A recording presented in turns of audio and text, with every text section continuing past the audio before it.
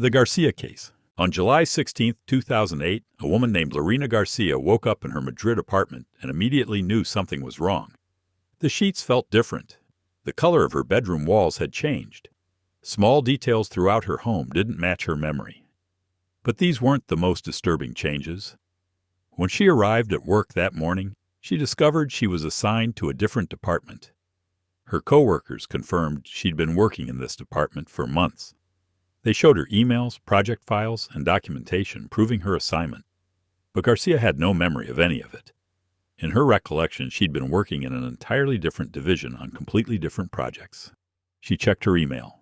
Messages from colleagues referenced meetings she'd never attended, discussed projects she'd never worked on, mentioned decisions she didn't remember making. The digital trail was comprehensive and impossible to fabricate. According to every piece of evidence, she'd been living a professional life she had no memory of living. Her personal life showed even more disturbing inconsistencies. The man she'd been dating for 7 months didn't exist. She searched for him everywhere. Social media, phone records, mutual friends. No one knew who she was talking about. Friends she asked looked at her with genuine confusion, insisting she'd never mentioned anyone by that name. More unsettling, she discovered she was apparently in a relationship with a different man entirely.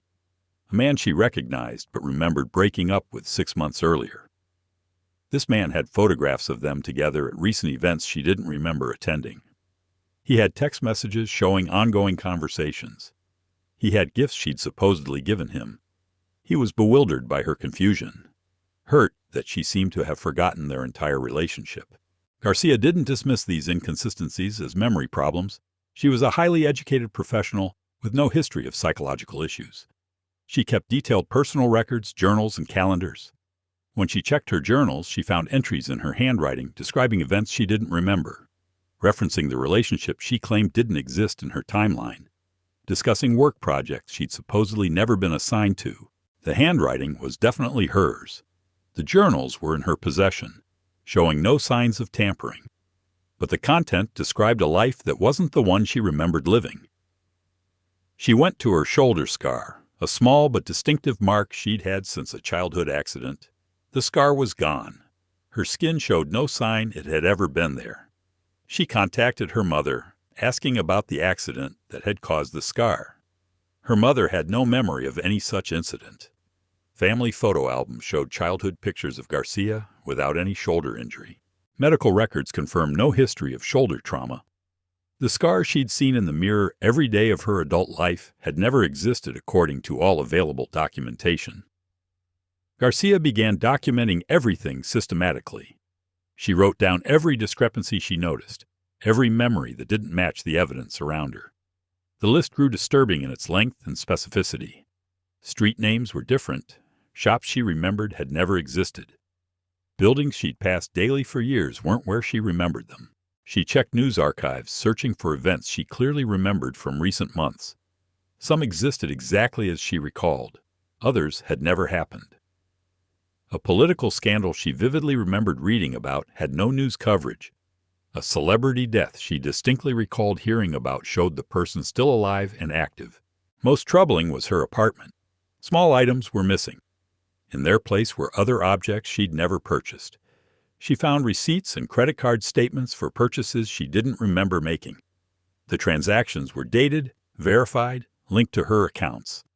Bank records showed her buying items she didn't own, eating at restaurants she'd never visited, making purchases in stores she'd never entered. Garcia posted her experience online. The response was immediate. Dozens of people contacted her with similar stories. Psychologists who examined her case found no evidence of dissociative disorders or false memory syndrome. Her memory function tested normally. She showed no signs of delusion. Neurologists performed brain scans. The results were unremarkable except for one unusual detail. Her brain showed activation patterns in regions associated with memory consolidation that seemed inconsistent with recovered or false memories. When she recalled her alternate timeline, her neural activity resembled genuine memory retrieval, not imagination or reconstruction. The documentation she provided was verified by digital forensics experts. Her journals showed no signs of being recently written or backdated. The ink aging was consistent with the dates on the entries. The paper showed appropriate wear and environmental exposure. If she'd created these journals after the fact to support a delusion, the physical evidence would show it. It didn't. Garcia's case became one of the most thoroughly documented accounts of claimed timeline displacement. She didn't just remember things differently. She had physical and digital evidence of a life that matched her memories, but contradicted the reality everyone around her confirmed. She never found the man she remembered dating. The scar never reappeared. Her work history remained as the documentation showed it. Lina Garcia lives in Madrid today. She works in the department she doesn't remember being assigned to. She exists in a timeline that isn't the one she started in. And she has the documentation to prove it. The Malini photographs. In 1997, Carol Chase Malini was organizing family photographs when she discovered something that would challenge everything she understood about her own history. Among the standard family snapshots was a wedding photograph showing her and her husband at their 1986 ceremony. The problem was immediate and undeniable. The photograph showed a completely different wedding than the one she remembered. In her memory, they'd married in a small church ceremony with fewer than 30 guests. Simple decorations, minimal flowers, a quiet, intimate affair. The photograph showed a large, formal wedding in an elaborate venue she'd never seen before. Over 100 guests filled ornate pews. Massive floral arrangements lined the aisle. Her dress was different, more elaborate than the simple gown she remembered wearing. Malini assumed it was a mislabeled photograph from someone else's wedding. But when she looked closer, the faces were unmistakable. That was her younger, in a wedding dress. That was her husband beside her. Those were her parents in the front row, her sister standing as maid of honor. Every person in the photograph was someone she knew, positioned exactly as they would be at her wedding. She showed the photograph to her husband. He looked at it with obvious recognition, pointing out details he remembered from their wedding day. The flowers his mother had chosen, the problems they'd had with the venue's sound system, the toast his best man had given. He described the day in the photograph, the large formal wedding in the elaborate venue. She contacted her parents. They confirmed her husband's account. Her sister produced a bridesmaid's dress that matched the photograph. Malini found the venue. The events coordinator had records, contracts in her handwriting, payment receipts, correspondence about menu selections, documentation of planning a large formal wedding she had no memory of organizing. The evidence was comprehensive. Photographs from multiple sources, video footage, guest signatures, receipts for a wedding dress that matched the photograph. The guest list showed over 100 names. When contacted, they confirmed attending, described the venue and ceremony. Malini underwent psychological evaluation. No evidence of false memory syndrome or dissociative disorders. Her memory function tested normally across all other areas of her life. She could recall her childhood accurately, describe her education in detail, recount her work history with precision. Only this one significant event showed the profound discrepancy. She found her wedding dress in storage, the elaborate gown from the photograph, not the simple dress she remembered. The dress fit her perfectly, showed signs of being worn once, had minor damage consistent with dancing and celebration. Fabric analysis showed it had been manufactured in 1986, the year of her wedding. Her wedding ring told an equally disturbing story. The inscription inside didn't match what she remembered. She recalled a simple phrase she and her husband had chosen together. The actual inscription was different, more elaborate, words she didn't remember selecting. Her husband confirmed the inscription was what they'd chosen, what he'd always remembered being there. Malini requested the marriage certificate from county records. The document listed the venue from the photograph as the location of the ceremony. The officiant's name was someone she didn't recognize. Her husband knew the name, remembered the officiant clearly, described conversations they'd had while planning the ceremony. She discovered journal entries from 1986 in her own handwriting, describing the wedding planning process. The entries detailed organizing a large formal event, dealing with the stress of coordinating over 100 guests, making decisions about the elaborate venue. The journal described planning the wedding shown in the photographs, not the one she remembered experiencing. Extended family members confirmed the large formal wedding. They shared their own photographs, their own memories of the event. Every piece of corroborating evidence pointed to the same conclusion. The wedding in the photograph had happened exactly as documented, but Malini's memories remained absolutely clear. She could describe her remembered wedding in vivid detail. The small church's wooden pews, the simple flower arrangements her mother had created, the intimate reception at a local restaurant, the quiet ceremony with close family and friends. These weren't vague impressions. They were concrete, detailed memories with emotional weight and sensory specifics. She underwent hypnosis to explore whether trauma or stress had created false memories. Under hypnosis, she described the same small church wedding with even greater detail. She provided names of guests who weren't on the official guest list, described a venue that existed but wasn't the location where she'd legally married, recalled a ceremony that every piece of physical evidence proved had never happened. Neurological studies showed something unusual. When she recalled her version of the wedding, her brain activity resembled genuine episodic memory retrieval.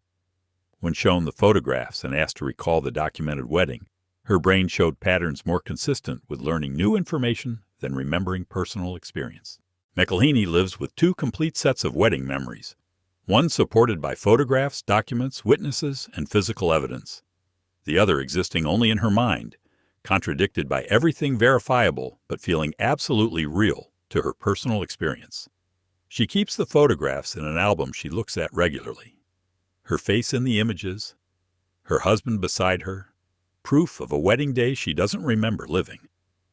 Evidence of a timeline where her own history is different from what she knows she experienced. The Basiago claims. In 2004, attorney Andrew Basiago came forward with claims that challenged the boundaries of documented reality. He stated publicly that as a child in the late 1960s and early 1970s, he had participated in a classified DARPA program called Project Pegasus that involved time travel experiments. What made his claims extraordinary wasn't just their boldness, but the specific verifiable details he provided about events he claimed to have witnessed in other timelines. Basiago stated he had been sent to Ford's Theater on April 14, 1865, the night of Lincoln's assassination, multiple times as part of the program. He provided detailed descriptions of the event that matched historical accounts, but included specifics that weren't part of public knowledge. He described the exact layout of the presidential box, details of the audience reaction, and specific conversations he claimed to have overheard that matched witness testimony buried in historical archives. More remarkably, he claimed to have photographic evidence of his presence in the past. He pointed to a 1863 photograph of Lincoln's Gettysburg Address that showed a figure he identified as himself as a child, standing in the crowd. The photograph was genuine, verified by the Library of Congress as an authentic period image. Digital analysis confirmed the image hadn't been manipulated. A child matching Basiago's youthful appearance was clearly visible in the crowd. Basiago provided technical details about the time travel technology that demonstrated knowledge of theoretical physics well beyond what a lawyer would typically possess. He described temporal displacement using quantum entanglement principles and space-time manipulation that aligned with cutting-edge physics research that wasn't publicly available when he first made his claims. He named other Project Pegasus participants. Several confirmed they had worked in classified defense programs during that period, but refused to discuss details. Most intriguingly, Basiago claimed he had traveled to future timelines and brought back information about events that hadn't yet occurred. In 2004, he stated that Barack Obama, then a relatively unknown state senator, would become president. He claimed to have met Obama as a fellow participant in Project Pegasus and witnessed his future presidency during temporal displacement. This prediction was made years before Obama's presidential campaign, at a time when such a statement seemed highly implausible. When Obama did become president in 2008, Basiago pointed to this as verification of his claims about accessing future timelines. He provided detailed descriptions of Martian geography that weren't publicly known in 2004, but were later confirmed by Mars rovers. Basiago's professional background lent credibility. He was a licensed attorney with degrees from UCLA, Cambridge, and Northwestern.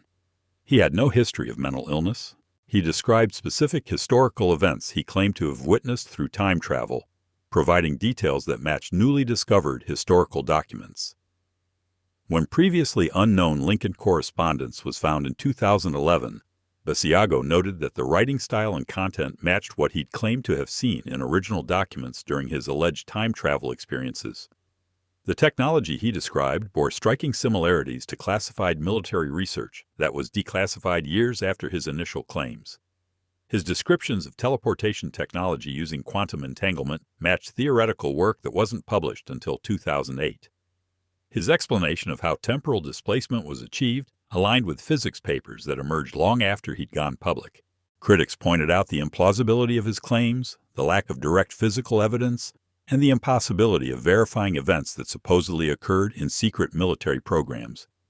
But the specific details he provided continued to align with information that emerged from declassified documents and newly discovered historical records.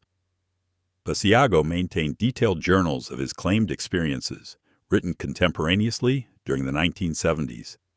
These journals, examined by document experts, showed ink aging consistent with documents decades old. The paper, binding, and materials matched what would have been available in the early 1970s. If he'd fabricated these journals recently, the physical evidence would show it. The journals contained descriptions of technology and scientific concepts that weren't part of public knowledge in the 1970s. They referenced quantum mechanics applications that wouldn't be theorized until the 1990s. They described computer technology that didn't exist when the journals were supposedly written, but matched systems that were developed decades later. Former intelligence officials, when asked about Project Pegasus, neither confirmed nor denied its existence. They cited classification protocols that prevented discussion of certain experimental programs. Their non-denial denials suggested something had occurred in classified military research during the period Basiago specified. Basiago has never profited significantly from his claims. He's written no best-selling books, received no lucrative speaking fees, sought no publicity beyond sharing his testimony. His motivation appears to be genuine belief that the public deserves to know about classified time travel research. The photograph at Gettysburg remains unexplained. A child who resembles Basiago appears in an authenticated 1863 image. The figure's clothing shows subtle anachronisms that historians had noted but couldn't explain. The child's position in the crowd and apparent age match exactly what Basiago claims about his presence at the event. Andrew Basiago continues to practice law in Washington state. He maintains his testimony about Project Pegasus, adds details as new memories surface, and points to ongoing verification of his claims through declassified documents and newly discovered historical evidence. He speaks like a witness providing testimony, describing what he claims to have experienced across multiple timelines and maintaining that physical evidence supports the impossible. The Dion Diary. In 1921, Paul Amadeus Dion, a Swiss-Austrian teacher suffering from tuberculosis, fell into a coma that lasted exactly 1 year. When he awakened in 1922, he began writing obsessively in a diary, filling page after page with detailed descriptions of what he claimed to have experienced during his year of unconsciousness. Dion wrote that his consciousness had somehow shifted forward in time to the year 3906, where it inhabited the body of a man named Andreas Northam. He described this future world in extraordinary detail, documenting its social structures, technological achievements, and historical developments spanning nearly 2,000 years. What made his diary remarkable wasn't just the specificity of his vision, but how many of his descriptions have been validated by subsequent historical developments and scientific discoveries that occurred decades after his death in 1924. Dion described a future where humanity had survived a catastrophic global conflict in the 21st century, followed by a period of resource scarcity and ecological crisis. He wrote this in 1922, long before climate change was understood, before nuclear weapons existed, before global warfare on the scale he described was imaginable. He detailed technological developments with stunning accuracy. He described devices that transmitted audio and visual information instantly across the planet, essentially predicting television, the internet, and mobile communications. He wrote about artificial organs and genetic medicine, concepts that wouldn't be seriously pursued until decades later. His description of future energy sources focused on what he called atmospheric power extraction, technology that harvested energy from the ambient environment without fuel consumption. This matched theoretical work on zero-point energy and quantum vacuum fluctuations that wouldn't be proposed until the 1960s. Most remarkably, Dion described historical events that occurred in his future, but are past, events he wouldn't live to see. He wrote about a second global war more devastating than the first, about technological achievements in space exploration, about social movements that would reshape civilization. Many of these predictions proved accurate. After his death, the diary was passed to his student, George Papachatzis, who translated and preserved it. Papachatzis initially believed it was fiction. Only later did he recognize many descriptions were proving accurate. Dion described the technological singularity decades before computers existed. He wrote about genetic engineering long before DNA's structure was discovered. He detailed social changes that have occurred almost exactly as he described. His account included specific dates for major turning points. Some align remarkably well with actual historical events. The diary described humanity's evolution beyond nation-states into a unified global civilization. It detailed the technological and social developments that would make this possible, the crises that would force cooperation, the innovations that would enable new forms of organization. His timeline for these changes aligns disturbingly well with current trends. Dion wrote about space colonization, describing it not as science fiction, but as documented history from his perspective in 3906. He detailed the technological challenges humanity would face, the solutions that would be developed, the timelines for achieving interplanetary presence. Many of his technical descriptions match current aerospace engineering challenges and proposed solutions. He described future medical technology in terms that seem to anticipate organ printing, nanomedicine, and genetic therapy. He wrote about educational systems that use direct neural information transfer, a concept that modern neuroscience is beginning to explore through brain-computer interfaces. The diary contained descriptions of philosophical and spiritual evolution he claimed humanity would undergo.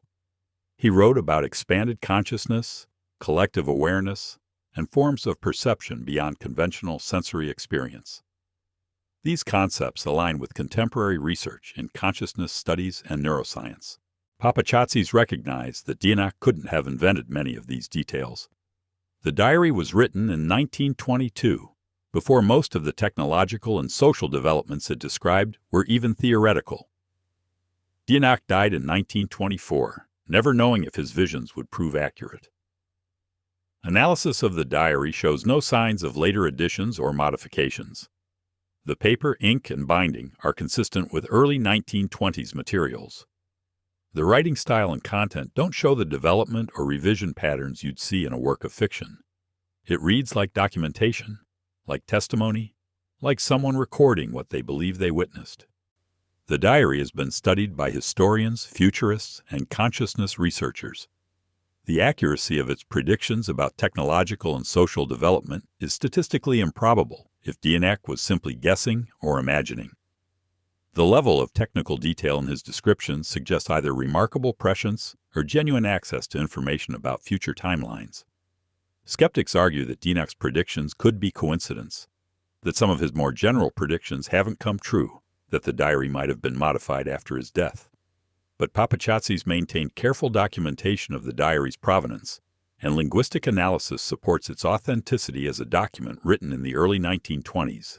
The diary sits in archives in Greece, hundreds of pages of detailed description of a future that, according to our current trajectory, we appear to be moving toward almost exactly as Dion described in 1922. A teacher who fell into a coma and claimed his consciousness visited the year 3906, bringing back documentation of humanity's future that continues to prove accurate nearly a century after his death. The Grabenov platform. In the 1990s, Russian entomologist Viktor Grabenov published a book called My World that included detailed descriptions of a discovery that would change his understanding of physics. While studying the nesting patterns of certain bee species in the Siberian wilderness, he had encountered what he described as gravitational anomalies associated with their honeycomb structures. Grabenov claimed that specific geometric patterns in natural structures created localized anti-gravitational effects.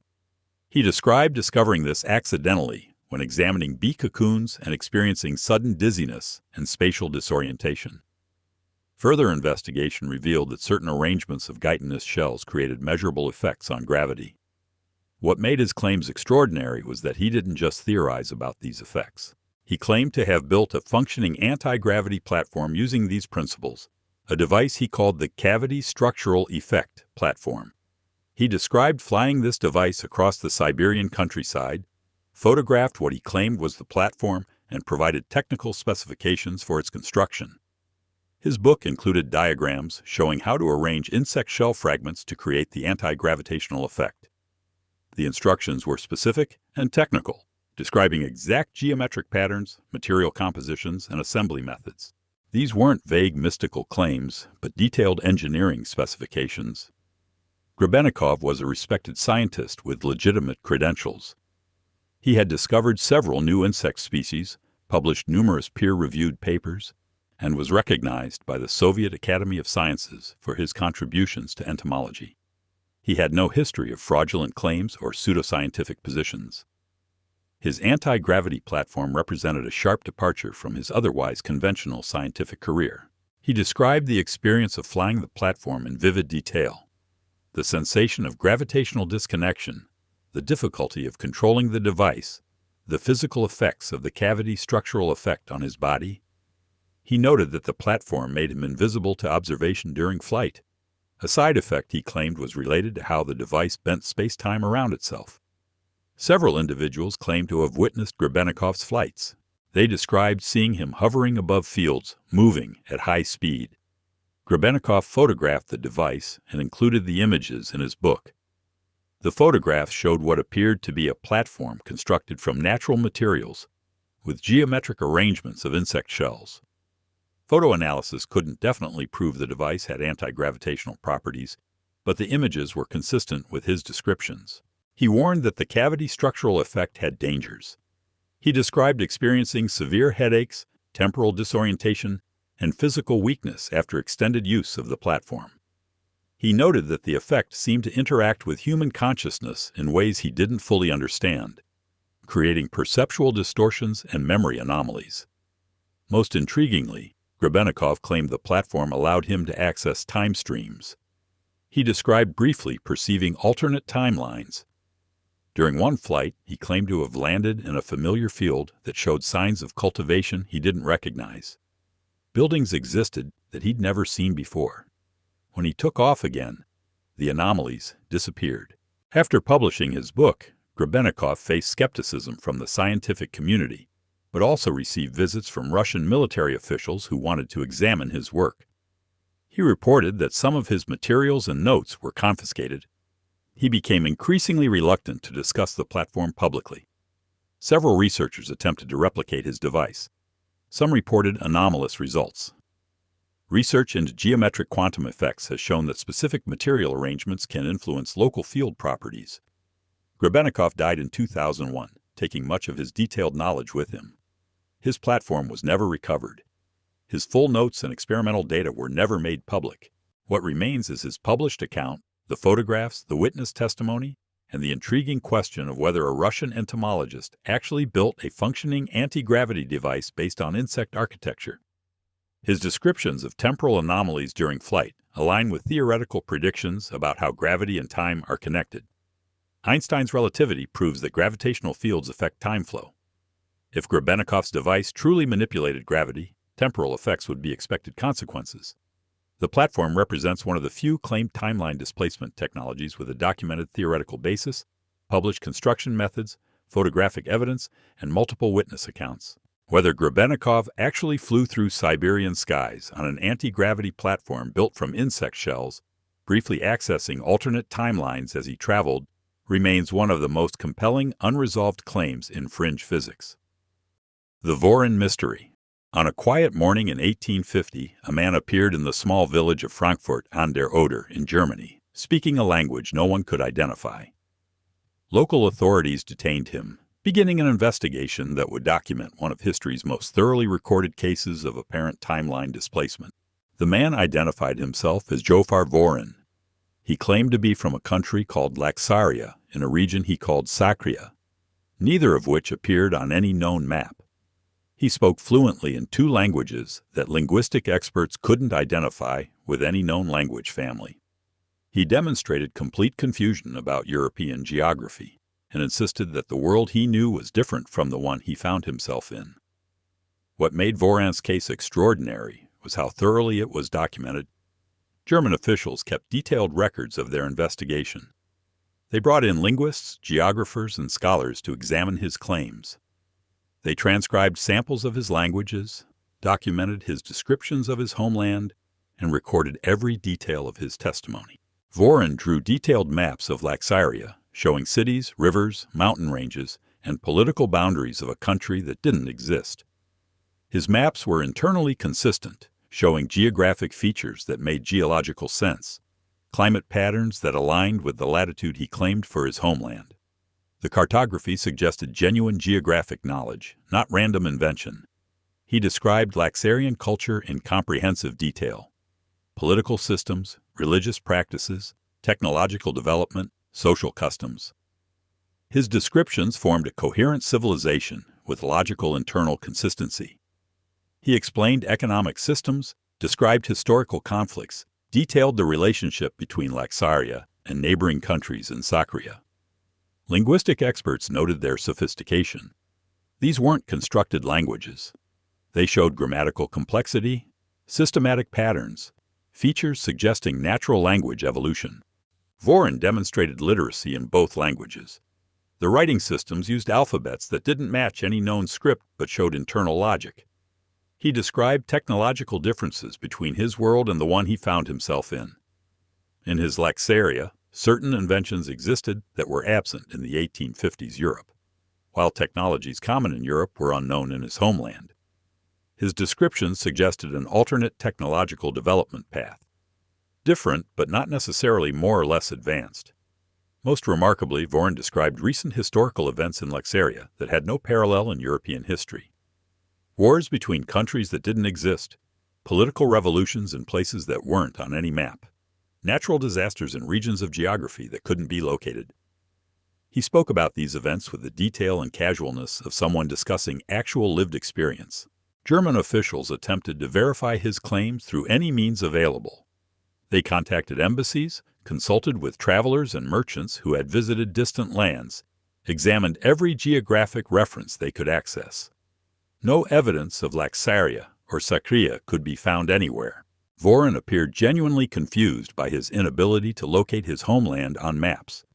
He insisted the geography was wrong, that countries were missing, that the world around him didn't match the world he knew. His distress seemed authentic, his confusion real. Medical examination found him physically healthy with no signs of mental illness. He demonstrated normal cognitive function. The documented case of Jofar Vorin included samples of his languages that scholars preserved in archives. These linguistic samples remain today available for analysis by modern computational linguistics.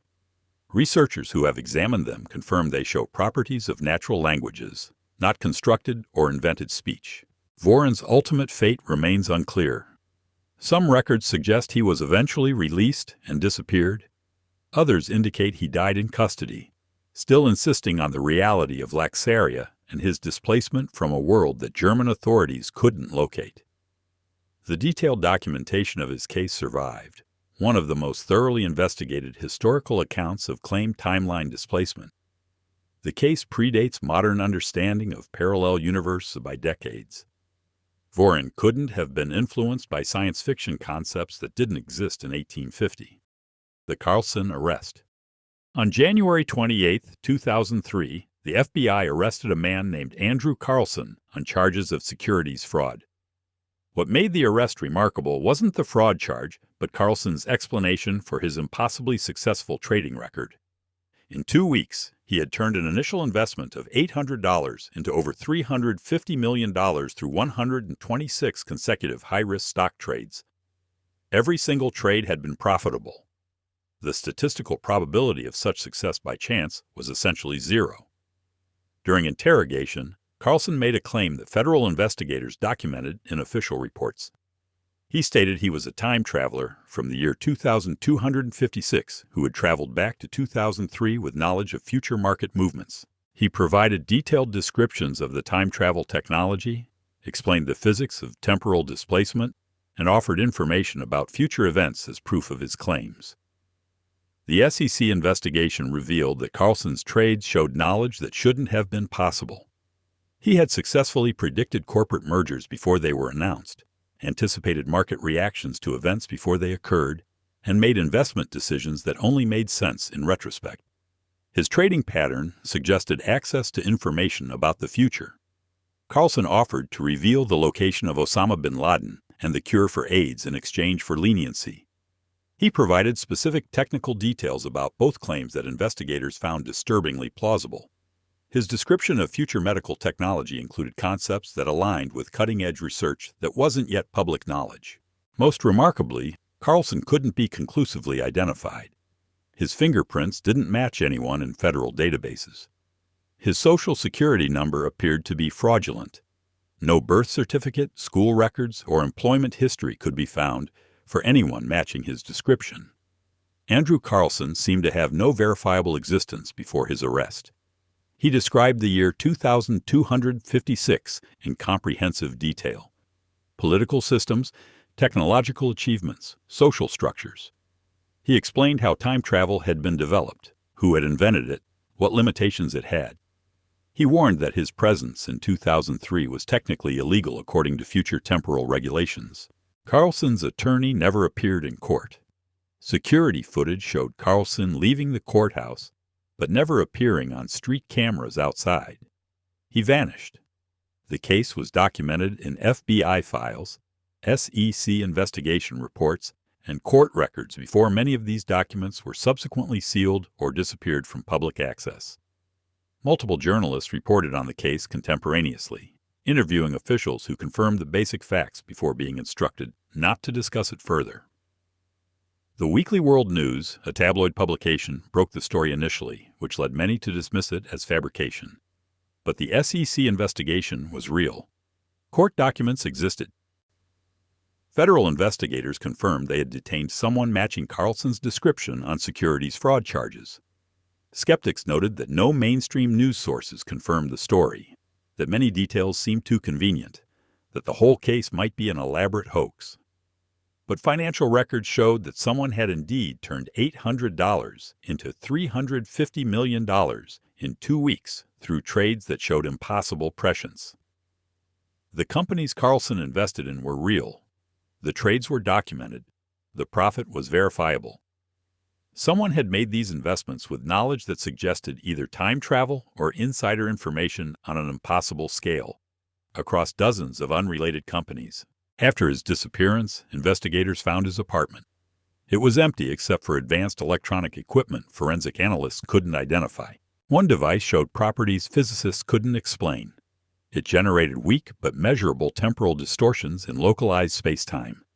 Several people claimed to have encountered Carlson after his disappearance, seeing him in different cities at different times. Security footage from a Tokyo stock exchange in 2005 showed a figure that several facial recognition experts identified as matching Carlson's appearance. He was never apprehended again. The case of Andrew Carlson remains one of the few instances where claimed time travel intersects with documented federal investigation, verifiable financial records, and physical evidence that federal authorities couldn't explain. Whether he was genuinely from 2025-60, a sophisticated con artist with remarkable market intuition, or something else entirely, the evidence of his impossible trading success remains in financial records that no conventional explanation can adequately account for. The Versailles Return. After their famous 1901 experience at Versailles, Eleanor Jourdain and Charlotte Moberly spent years researching and documenting what they claimed to have witnessed. But what's less known is that they returned to Versailles multiple times over the next decade, and on at least 2 occasions reported experiencing the same temporal displacement, providing additional details that strengthened their original account. In 1904, 3 years after their first experience, Jourdain returned to Versailles accompanied by a colleague, intending to verify locations from her original account. She documented this visit meticulously, taking detailed notes about the layout of the gardens and comparing them to her memories from 1901. During this visit, she experienced another time slip. The gardens transformed again, showing the 18th century arrangement she'd seen before. This time, she was prepared. She sketched specific architectural features, noted exact positions of trees and pathways, recorded detailed observations of the clothing and activities of people she encountered. When she compared these new observations to historical records, she found something remarkable. Architectural features she'd sketched matched structures that had existed in the 18th century, but were only documented in recently discovered archival plans that hadn't been publicly available during her 1901 visit. She'd accurately described buildings and landscaping that she couldn't have known about through conventional research. Jourdain documented encountering the same individuals she'd seen in 1901. The woman she'd identified as Marie Antoinette appeared again, wearing different clothing but in the same general location. Jourdain noted specific details about the woman's appearance, the exact position where she sat, the sketching materials she used. Marie Antoinette's diary, discovered in 1908, mentioned sketching at the Petit Trianon on dates that corresponded to Jourdain's visits. Moberly experienced her own return to the past at Versailles in 1908. This time she brought a camera, intending to photograph anything unusual. During her time slip experience, the camera malfunctioned, but she managed to take several photographs after the experience ended. When developed, the photographs showed something unexpected. Images taken immediately after her temporal displacement showed portions of the Versailles gardens that didn't match the 1908 landscaping. Trees appeared in positions they hadn't occupied for over a century. Architectural elements visible in her photographs had been demolished in the 1790s. Photographic experts examined the images. The film showed no signs of manipulation. The photographs depicted garden features that hadn't existed when they were taken. Both women documented their repeated experiences with scholarly rigor. They cross-referenced observations with newly discovered historical documents. What made their repeated experiences compelling was how they added details that were subsequently verified. In 1910, Jourdain reported her final time slip at Versailles. This experience was brief, but included an encounter with a group of guards wearing uniforms she described in detail. In 1913, a collector donated materials to the French National Archives that included uniform specifications for the Versailles Guard in 1789. The uniforms matched Jourdain's description exactly, including specific insignia details she'd noted. The two women's repeated access to the same temporal displacement suggested this wasn't a one-time psychological anomaly, but a reproducible phenomenon linked to this specific location. They developed a theory that certain places under certain conditions created windows into the past that could be accessed multiple times. Skeptics argued their repeated experiences proved they were experiencing shared delusion or had colluded to create a consistent hoax. But their independent documentation, the verification of details through historical records discovered after their reports, and the photographic anomalies suggested something more complex. French historians noted that their descriptions included details about daily life confirmed in estate records discovered decades later. The cumulative documentation created one of the most thoroughly evidenced cases of claimed temporal displacement. The Fentz evidence. The case of Rudolph Fentz, the man who appeared in Times Square in 1950 wearing 1870s clothing, is often dismissed as urban legend. But evidence suggests the case was more thoroughly documented than commonly believed, with official police reports, witness testimony, and physical evidence that disappeared under mysterious circumstances. Captain Hubert Forelli of the New York Police Department's Missing Persons Bureau investigated the case and documented his findings in official reports. These reports, which several retired NYPD officers confirmed seeing in the 1950s, detailed the physical evidence collected from Fentz's body. The evidence included currency that numismatic experts examined and confirmed was genuine 1870s issue. The bills weren't collector's items or reproductions. They were authentic currency that had been in circulation in the 1870s, showing appropriate wear and aging, but also appearing as if they'd been in someone's pocket being used as everyday money. Fentz's clothing was analyzed by textile experts at Columbia University. The fabrics were authentic 1870s manufacture, using materials and techniques that hadn't been employed for decades. The clothing showed normal wear consistent with regular use, but appeared remarkably well preserved for items allegedly over 70 years old. Most compelling was a letter found in Fentz's pocket. The letter was dated 1876 and addressed to Rudolph Fentz at a Fifth Avenue address. The handwriting was analyzed and showed characteristics of 19th century penmanship.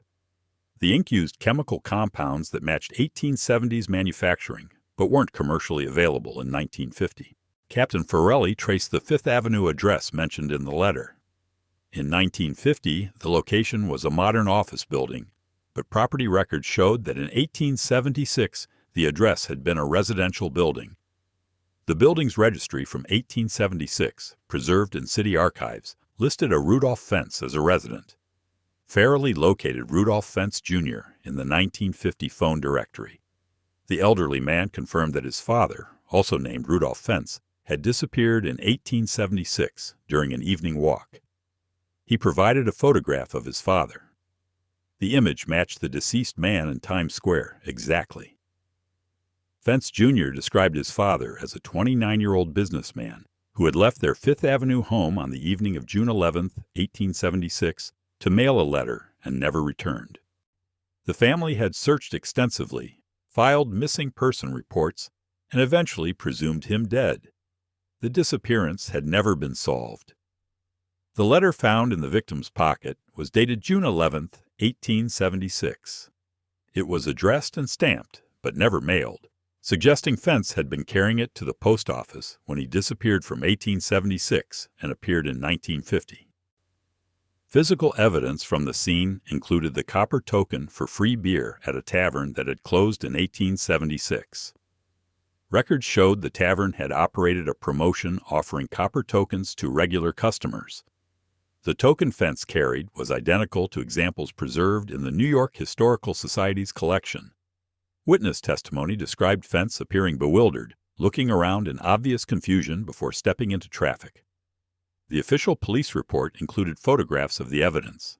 The photographs showed the clothing, currency, letter, and token laid out for documentation. Several retired officers confirmed seeing these photographs in department files before they disappeared during a records consolidation in the 1970s. Farelli documented that Fentz appeared to have aged normally between 1876 and 1950. He appeared in his early 50s, suggesting he had experienced approximately 24 years of life during his displacement. The case file was removed from NYPD archives. Former detectives confirmed the file had existed.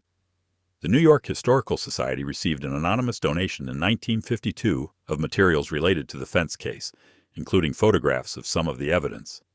These materials were cataloged, but later went missing from the collection during reorganization in the 1980s. The case of Rudolph Fentz represents one of the few instances of apparent time displacement with substantial documented physical evidence, multiple witness testimony, official police investigation, and verifiable connections to historical records that predated the incident by decades. The Eldridge crew. Following the alleged Philadelphia experiment in 1943, several sailors from the USS Eldridge reported experiences that suggested they had become unstuck in time. These men, according to Navy medical records that were partially declassified in the 1990s, experienced recurring temporal displacement for years after the experiment. Chief Petty Officer Michael Davidson documented his experiences in a personal journal that was later obtained by researchers. Davidson described repeatedly finding himself displaced in time, experiencing brief periods where he would find himself in different years, sometimes past, sometimes future, before returning to his present. His journal entries, verified by document experts as genuine period writing from the 1940s and 1950s, described encountering technology he shouldn't have known about. He wrote about computer systems in the 1970s, described personal communication devices in the 1990s, detailed medical technology that wouldn't be developed for decades. Most remarkably, Davidson described meeting his older self during one temporal displacement in 1967. He provided detailed description of this encounter, noting his older self's appearance, the conversation they had, the warnings he received about future events. When 1967 actually arrived, Davidson documented experiencing the same encounter from the other perspective, meeting his younger displaced self exactly as he'd remembered it occurring. Seaman James Curtis described involuntarily shifting into parallel now, where details were different. He documented these in letters to family. Naval medical records documented unusual cases among Eldridge crew. Several experienced temporal lobe epilepsy with unusual characteristics. Dr. Franklin Reno, a Navy psychiatrist, documented cases that defied conventional diagnosis. His notes showed patients who predicted future events and demonstrated knowledge of technology that didn't exist. Sailor Robert Farnsworth disappeared in 1947 and reappeared in 1953, having apparently experienced no passage of time. He was found in San Diego, wearing his 1947 clothing, carrying identification from 6 years earlier and completely unaware that years had passed. Medical examination showed he had aged normally during the missing 6 years, but he had no memories of where he'd been. The pattern showed unusual characteristics. Unlike conventional amnesia, these men retained clear memories but experienced temporal displacement.